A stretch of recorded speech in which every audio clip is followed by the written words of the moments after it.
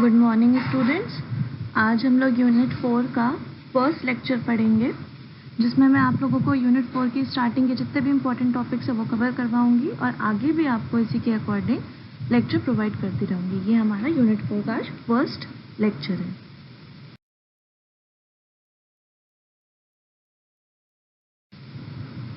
Okay, so our first topic of unit 4 is organisational conflict. Organisational conflict, जिसको हम लोग work place conflict भी बोलते हैं, इसका मतलब क्या है देखो आप लोग यहाँ पे पहले। Organizational conflict is described as the state of disagreement और misunderstanding resulting from the actual और perceived dissent of needs, beliefs, resources and relationship between the members of the organization. देखो सीधी सी बात है, यहाँ पे कॉन्फ्लिक्ट का मतलब क्या होता है सबको पता है। कॉन्फ्लिक्ट का नॉर्मल हम लोग जो आम भाषा में जानते हैं दैट इज मतलब लड़ना झगड़ना या फिर ऐसी कोई चीज़ जिस पे हम सहमत ना हो, means we are not agreed to the particular point of situation और टू द पर्टिकुलर कंक्लूजन, वो हमारा कहलाता है कॉन्फ्लिक्ट। तो यहाँ पे जो बोला जा रहा है ऑर्गेनाइजेशन कॉन्फ्लिक्ट, इसको हम लोग दो पार्ट्स में डिवाइड करेंगे। ऑर्गेनाइजेशन में जो कॉन्फ्लिक्ट स्टार्ट हो, मतलब ऑर्गेनाइजेशन में जो डिसएग्रीमेंट होता है that is called as organisational conflict. मतलब यहाँ पे क्या है, वो सिचुएशन जो कि डिसएग्रीमेंट को स्टार्ट करती है, मिसअंडरस्टैंडिंग क्रिएट करती है, रिजल्टिंग फ्रॉम द एक्चुअल और परसीव्ड डिसेंट ऑफ नीड्स, मतलब जो इंसान जो चाह रहा है उससे अकॉर्डिंग अगर वो चीज़ उसे नहीं मिलती, उसका कुछ डिफरेंस होता है, तो सीधी सी बात है उसको ऐसा लगता है कि मैं इस पर्टिकुलर सिचुएशन से अग्री नहीं करता। तो सीधी सी बात है क्या होता है, जो एक तरीके से डिसएग्रीमेंट पैदा होता है that is called as conflict. अब यहाँ पे क्या बोला जा रहा है, ये वो पर्टिकुलर ऐसी सिचुएशन है जो कि मेंबर्स ऑफ द ऑर्गेनाइजेशन को इफेक्ट करती है और इनके रिलेशनशिप को खराब करती है। Conflict can be defined as a difference that exist between need, values and interest of the individuals और group in an organization. Conflict को हम ये भी कह सकते हैं वो डिफरेंस जो कि एग्जिस्ट करती है अलग अलग इंडिविजुअल्स या ग्रुप की नीड्स पे, वैल्यूज़ पे और इंटरेस्ट पे। मतलब हर किसी की अपनी अपनी नीड होती है, हर किसी की अपनी अपनी वैल्यू होती है, हर किसी का अपना इंटरेस्ट होता है। अगर सबके इंटरेस्ट, सबके नीड, सबकी वैल्यूज़ अलग अलग है क्योंकि सबके अपने व्यू पॉइंट्स हैं, और जब ऑर्गेनाइजेशन पे सबके जो भी नीड्स या वैल्यू या इंटरेस्ट हैं डिसएग्री करते हैं, तो उस पर्टिकुलर पॉइंट को हम लोग कहते हैं organisational conflict. So our next topic related to organizational conflict is its features. First देखो क्या है, it helps in analytical thinking. सबसे पहले हम लोग जान लेंगे what do you mean by analytical. Analytical का मतलब ये होता है किसी भी सिचुएशन को सॉल्व करने के लिए उसका डिटेल में एनालाइजेशन करना, किसी भी एग्जामिनेशन को प्रूव करने के लिए जब उसकी डिटेल में एक एक चीज़ को परखा जाता है, देखा जाता है, तो that is called as analytical. So conflict may induce challenge to views, opinions, rules, policies, goals, plans, etc., which would require critical analysis in order to justify these as they are or make changes as required. इस line का मतलब ये है कि जो particular organisational conflict है वो help करता है जो भी व्यूज़ हैं, किसी के ओपिनियंस हैं, रूल्स हैं, पॉलिसीज़ हैं, गोल्स हैं, प्लान्स हैं, एक्सेट्रा हैं, वो किसी की भी पॉइंट ऑफ व्यू को, मतलब अपने व्यू पॉइंट को रखने की आज़ादी देता है। कॉन्फ्लिक्ट होगा तभी वो चीज़ को रखा जाएगा और फिर उसी पर्टिकुलर चीज़ों पे ये सोचा जाएगा, क्रिटिकल एनालिसिस करा जाएगा कि क्या ये जितनी भी चीज़ें सोची जा रही हैं वो हमारे ऑर्गेनाइजेशन में चेंज लाने के लिए रिक्वायर्ड है, या ये हो सकता है हमें फ़ायदा दें या नुकसान करें। तो उसकी पूरी तरीके से एनालाइजेशन करने में ऑर्गेनाइजेशन कॉन्फ्लिक्ट हेल्प करता है। मीन्स वो सारे व्यूज़, ओपिनियंस को एज अ चैलेंज लेता है, इंड्यूस करता है कि वो आगे बेनिफिट देगा कि नहीं। ये इसका फर्स्ट एंड फोरमोस्ट फीचर है। Okay, so our next feature is it helps in increased cohesion. Cohesion जैसे हम लोग ने लास्ट यूनिट में पढ़ा था, कोहेजन का मतलब क्या होता है, एबिलिटी टू रिटेन, बहुत टाइम तक स्टे करना, रहना। तो यहाँ पे क्या बोला जा रहा है, ये किसी भी चीज़ को बहुत टाइम तक रिटेन करने में हेल्प करता है। कैसे करता है आगे देखो, conflict between different organisations develop loyalty and cohesion within an organization and a greater sense of group identify in order to compete with outsiders. It helps in dedication and commitment to organisational goals. जैसे हम लोगों ने first में पढ़ा था, जब तक कोई कॉन्फ्लिक्ट नहीं होगा तब तक नए नए आइडियाज़ व्यूज़ नहीं आएंगे। तो कॉन्फ्लिक्ट जो डिफरेंट ऑर्गेनाइजेशंस के बीच में होता है वो क्या डेवलप करता है, loyalty and cohesion, means trust को इंक्रीज करता है और रिटेन मतलब एक तरह से रिलायबिलिटी बहुत लॉन्ग टर्म के लिए देता है। क्यों? क्योंकि जब नए नए आइडियाज़ को अडॉप्ट किया जाता है और सामने वाले ऑर्गेनाइजेशन से हम जब compete करते हैं तो ये पाते हैं कि हाँ हम बहुत अच्छे लेवल पे हैं। तो इस वजह से क्या होता है, वो जितने भी ऑर्गेनाइजेशन के मेंबर्स होते हैं उनके डेडिकेशन को बढ़ाता है, उनके कमिटमेंट को बढ़ाता है, जिसकी वजह से वो आसानी से ऑर्गेनाइजेशन गोल अचीव कर पाते हैं। Next is conflict promotes competition and hence it result in increased efforts। Second पे थोड़ा सा डिपेंड है। अब इसमें क्या बोला जा रहा है कि जो कॉन्फ्लिक्ट है वो कंपटीशन को प्रमोट करता है।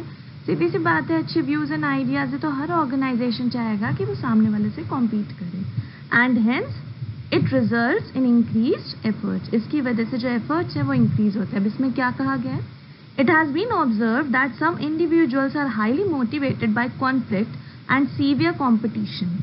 ये देखा जाता है कि कुछ इंडिविजुअल्स जो होते हैं वो कॉन्फ्लिक्ट से, अब यहाँ कॉन्फ्लिक्ट का मतलब एकदम लड़ाई झगड़ा नहीं है, व्यूज़ की मिसअंडरस्टैंडिंग या डिसएग्रीमेंट। भाई अब सीधी सी बात, डिसएग्रीमेंट क्यों है?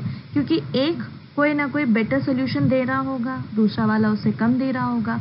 तो जो बेटर सोल्यूशन देता है उससे हर कोई सीखता, मोटिवेट होता है, तो कॉम्पिटिशन बढ़ने के चांसेस रहते हैं। For instance, a professor who has been denied promotion due to conflict within the department may work harder to prove that he is more capable and deserves a promotion. Thus it may lead to high level of effort and output। ये example दिया गया है कि suppose कोई professor है, वो deny करता है कि वो प्रमोशन नहीं लेना चाहता क्योंकि बहुत ज़्यादा उसे लड़ाई झगड़ा मतलब झेलना पड़ेगा। तो वो क्या करता है, कोशिश करता है कि वो नए आइडियाज़ और नए तरीके से अपने आप को प्रूव करे, अपनी कैपेबिलिटी को बढ़ाए, जिसकी वजह से वो और अच्छे हाई लेवल एफर्ट और आउटपुट दे सकता है। तो यहाँ पे क्या बोला जा रहा है, कॉन्फ्लिक्ट ही ऐसी चीज़ है जो कंपटीशन को बढ़ाती है और एफर्ट्स को इंक्रीज करती है। Next is it serves as a foundation for organisational development. Means conflict एक बेस है जो कि ऑर्गेनाइजेशनल डेवलपमेंट में हेल्प करता है। यहाँ पे क्या बोला जा रहा है, देखो, conflict with the status quo is a prerequisite to change। Creative and innovative people are always looking for grounds to challenge the status quo। These challenges lead to search for alternatives to existing patterns which leads to organizational change and development। सबसे पहले हम लोग ये जानेंगे status क्वो का मतलब क्या है। स्टेटस क्वो का मतलब होता है जो ऑलरेडी रूल्स एंड रेगुलेशंस या अफेयर्स एग्जिस्ट कर रहे हैं। मीन्स ऑर्गेनाइजेशन में जो पहले से चीज़ें चलती चली आ रही हैं, दैट इज कॉल्ड स्टेटस क्वो। तो यहाँ पे क्या बोला जा रहा है, कॉन्फ्लिक्ट्स जो ऐसे पर्टिकुलर एनवायरनमेंट में एग्जिस्ट करते हैं वो हमेशा हेल्प करते हैं कि नए क्रिएशंस हो, नए इनोवेशंस हो जो कि स्टेटस को चैलेंज करते हैं। और यही जो चैलेंज हैं वो हमारे ऑर्गेनाइजेशन में चेंज लाते हैं, that serves towards the organizational development. So अब हम नेक्स्ट टॉपिक पे आएंगे, वो कि क्या है, types of organisational conflict. First type है टास्क कॉन्फ्लिक्ट। सबसे पहले टास्क फिर से याद करना है। टास्क का मतलब क्या होता है, particular job at a particular time. एक पर्टिकुलर टाइम पे जो जॉब दी जाती है that is called as task. So task conflict relates to the content and goal of the work. Task conflict arises among members of the team and affects the goal and task they are striving to achieve. It can be based on difference in vision, intention and quality expectation। ये कौन से conflict होते हैं जो task करते time एक तरीके से अराइज होते हैं, जो कि किसके टुवर्ड्स होते हैं, गोल ऑफ द वर्क के। यहाँ पे ऑर्गेनाइजेशन नहीं बोला गया है, वर्क बोला गया है। क्यों? क्योंकि टास्क एक पर्टिकुलर जॉब होती है eight a particular point of time. Task conflict कब अराइज होती है, टीम्स में या मेंबर्स में, और किस चीज़ को अफेक्ट करती है, गोल्स को, टास्क को। क्यों? क्योंकि वो अलग अलग चीज़ों पे बेस्ड होती है, लाइक सबके अपने अपने विजन्स होते हैं, इंटेंशंस होते हैं, क्वालिटी एक्सपेक्टेशन होती है। तो जब टास्क के दौरान जब चीज़ें डिसअग्री होते हैं अलग अलग लोग, तो that is called as task conflict. So next is role conflict.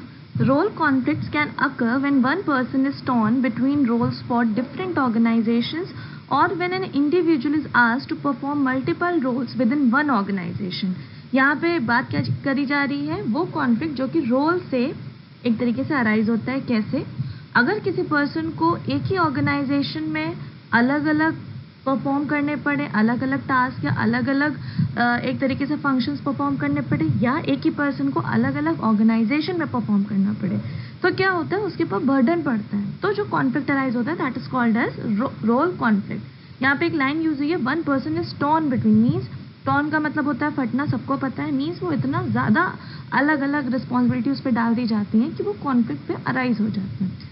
Example दिया है, for instance an employee with both worker and management roles in the same department assumes the conflicting roles of supervisor and coworker. यानी कि suppose कोई एक person है जो कि worker भी है और मैनेजमेंट का भी रोल निभा रहा है, लाइक एक ही डिपार्टमेंट में वो सुपरवाइजर भी है और कोवर्कर भी है, तो इस वजह से उसकी दोनों चीज़ों में कॉन्फ्लिक्ट्स अराइज होने के चांसेस रहते हैं, तो that is called as role conflict. So next is process conflict. This is related to how the work gets done. This form of conflict centers around the process, procedures, steps or methods used to reach goal. One person might like to plan many steps ahead while others might like to dive in head first. These differences in approaches or processes can lead to communication breakdowns and ultimately conflict. Healthy differences in approaches to process will often lead to improved way of doing job. यहाँ पे क्या बोला जा रहा है, next है आपका process conflict. Process यानी कि जो भी पर्टिकुलर गोल को अचीव करने के लिए जो भी प्रोसीजर या स्टेप्स या मेथड्स को अडॉप्ट किया जाता है वो सबके अपने अपने तरीके के होते हैं। कुछ अलग प्लान्स करते हैं, कुछ अलग प्लान करते हैं, तो ये जो डिफरेंस होता है दोनों के व्यू पॉइंट्स, दोनों के ओपिनियंस में, that leads to process conflict. कभी कभी ये हेल्दी भी होता है, मीन्स क्या होता है, अलग अलग अप्रोचेस होते हैं, दोनों अलग अलग नए नए आइडियाज़ देते हैं, तो वो इम्प्रूव्ड वर्जन में भी होता है। कभी कभी ये चीज़ें कम्युनिकेशन को ब्रेक डाउन भी करती हैं, जिसकी वजह से कॉन्फ्लिक्ट अराइज होने के चांसेस रहते हैं। सो next is directional conflict. Directional conflict arises when organizations are forced to rethink their strategies and focus on short-term activities as many did during the economic downturn. सबसे पहले हम लोग ये जानते हैं डायरेक्शनल कॉन्फ्लिक्ट क्या होता है। डायरेक्शनल कॉन्फ्लिक्ट तब अराइज होता है जब ऑर्गेनाइजेशंस को फोर्स किया जाता है कि उन्हें फिर से अपनी स्ट्रैटेजीज बनानी पड़ेगी, बिकॉज उनको शॉर्ट टर्म एक्टिविटीज पे फोकस करना है, क्योंकि किसी वजह से कोई ना कोई रीज़न हो सकता है, जैसे इकोनॉमिक डाउन टर्न हो गया, कोई एकदम से इकोनॉमिक कोई सिचुएशन अराइज हो गई, उसकी वजह से उन्होंने फिर से अपने स्ट्रैटेजीज को रीथिंक करना पड़ता है। एम्प्लॉयज़ में not know how to prioritise का मतलब यहाँ पे हुआ किसको प्रेफरेंस देनी है, long term versus short term needs. उन्हें समझ में नहीं आता कि लॉन्ग टर्म नीड्स को प्रेफरेंस देनी है कि शॉर्ट टर्म नीड्स को देनी है, एक डिपार्टमेंट को देनी है किस डिपार्टमेंट को देनी है, मतलब कि हमें काम टैक्टिकली करना है या स्ट्रैटेजिकली करना है। टैक्टिकली का मतलब शॉर्ट टर्म के लिए फोकस करके टैक्स पे ही काम करना है, या प्लान्स बना के बहुत लंबे टाइम तक के लिए काम करना है, ठीक है। तो यहाँ पे क्या बोला जा रहा है, किस डायरेक्शन में काम करना, वो जब नहीं समझ में आता तो जो कॉन्फ्लिक्ट अराइज होती है that is called as directional conflict. Next point 5 is external conflict. External का मतलब जो एक्सटर्नल रीजन या एक्सटर्नल फैक्टर्स की वजह से जो कॉन्फ्लिक्ट अराइज होते हैं that is called as external conflict. Conflict arises when pressures from customers और other stakeholders impact internal decisions. यानी वो कॉन्फ्लिक्ट अराइज होते हैं जब प्रेशर पड़ता है कस्टमर का, स्टेक होल्डर्स का या अदर एक्सटर्नल पार्टीज का। अब यहाँ पे प्रेशर का मतलब क्या हुआ भाई, कस्टमर्स की नीड चेंज हो गई, फिर कस्टमर इज द किंग, सबको पता है, तो कस्टमर की नीड चेंज हो गई या कस्टमर के प्रेफरेंसेस चेंज हो गए, स्टेक होल्डर्स की पॉलिसीज चेंज हो गई, व्यूज चेंज हो गए, तो उसके अकॉर्डिंग उनका इंटरनल डिसीजन पे इम्पैक्ट पड़ता ही पड़ता है। तब वो कंपेल्ड होते हैं, मतलब ये जो इकोनॉमिक चैलेंजेस आ रहे हैं तब क्या होता है, ऑर्गेनाइजेशन कंपेल्ड हो जाता है, मतलब कंपल्सरी हो जाता है कि उन्हें उसी के अकॉर्डिंग एडजस्ट करना है और अडेप्ट करना है, उसी सिचुएशन के अकॉर्डिंग बिहेव करना है। तब इस वजह से जो कॉन्फ्लिक्ट अराइज होते हैं that is called as external conflict. Okay students, ये यूनिट 4 का एक पार्ट आज फिनिश होता है। यूनिट 4 का लेक्चर 1 है और टोटल ये लेक्चर 4 है, लेक्चर 4 है ये। तो फिर अब हम लोग नेक्स्ट लेक्चर पे मिलेंगे, मैं जल्दी उसे अपलोड करूँगी। तब तक आप जितने भी मैंने आपको लेक्चर्स दिए हैं उसको थोरली रीड करिए, समझिए, नोट्स पढ़िए और थोड़ा सा पढ़ाई भी अब आप लोग स्टार्ट कर दीजिए।